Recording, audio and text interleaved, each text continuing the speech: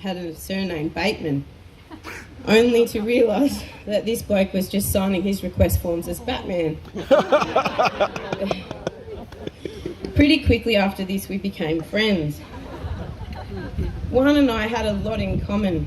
To begin with, we both possessed phonetically challenging names on the Gold Coast, which was a place at that time that lacked a bit of culture.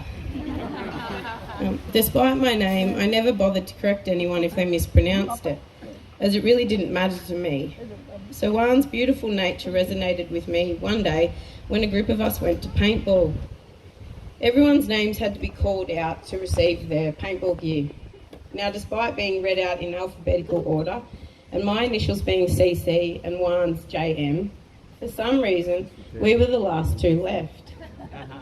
The pretty young lady mispronounced my name first and then turned to Juan and swallowed loudly and said, "Joanne?"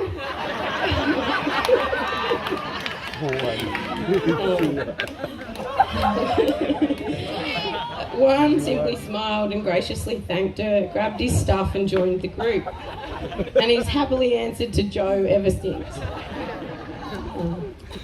Shortly after, Juan and I both decided we wanted to move to Melbourne. Maybe we were hoping to find a few others with Gaelic or Spanish names. So we packed up our things and off we went. During these years, Juan and I spent a lot of time together, hanging out, drinking wine, playing rock band and having D&Ms. Juan could convince me to do anything with one line. "Trust me, Kara, I'm a doctor." He even gave me a nerve block and stretched my ears at 1 a.m. after a bottle of wine. When I complained about the pain the next morning, he simply threw a packet of ibuprofen down the stairs towards my room. He's such a good doctor, he didn't even charge me for the follow-up consult.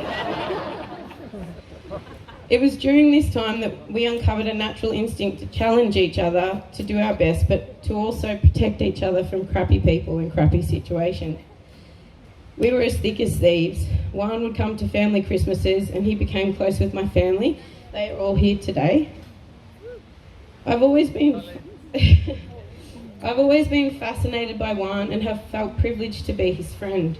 He's so intelligent, kind, caring and considerate, but he sometimes lacks a bit of common sense. Juan took a job in Geelong, which was exactly 1 hour from our house, door to door. Despite this, I never saw him leave for work more than 30 minutes before his shift started. I remember him coming home angry when he got another speeding fine. And then when his licence was on the line, as he'd run out of demerit points, he begged me to take some for him, as no one else would help. So I did, only to find out from my sister the next day that he'd convinced her to take some too. You see, Juan is always a professional, but also spontaneous, and he's just a little bit naughty. He'd ring me to tell me he'd spent a lot of his time in the Darwin ED dealing with traumatic accidents, and that he'd heard that the Territory Day often brought in a lot of firework injuries. Hang on. But then added that he'd spent all of his paycheck on fireworks for Territory Day. I laughed hysterically when my sister sent me the YouTube link from the local Darwin News, who were doing a report on young hoodlums on the beach being irresponsible with fireworks. I'll give you one guess who was featured in the report.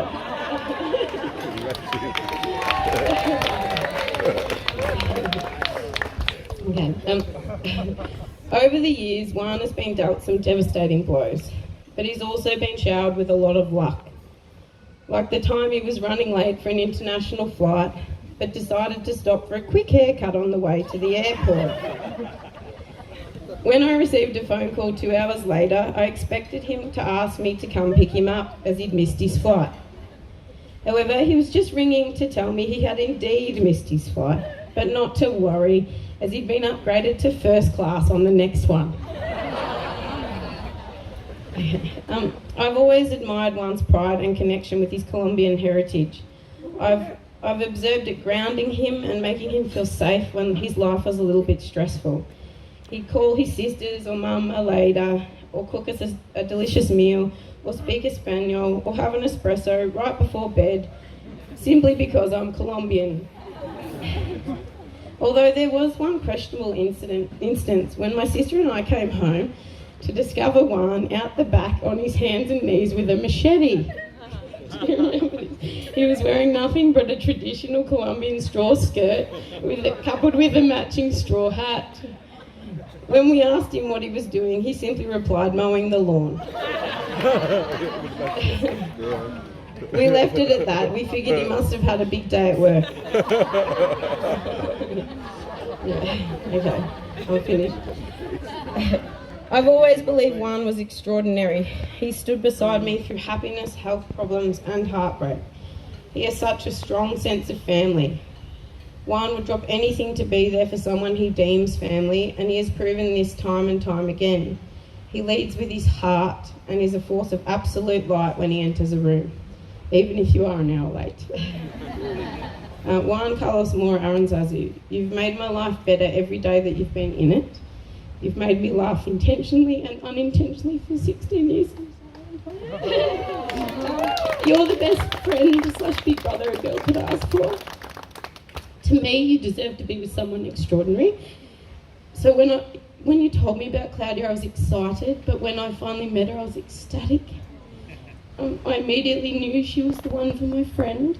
She isn't just beautiful and intelligent, but she's adventurous and she radiates a sincere kindness and warmth that I've never seen before. And it's a bonus that you both share those beautiful South American roots.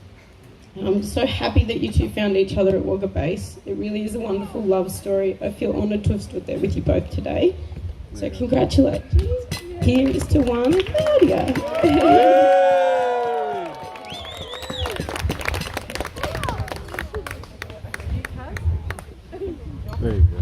Thank you, Kira. That was beautiful. That was beautiful. Thank you. And now we're going to hand over to the best man, Ashley. Ashley Leadbeater. Thanks, guys. Well, that was an incredible speech, and I think we've had some amazing speeches so far. So hopefully I'm not going to disappoint too much. Anyway.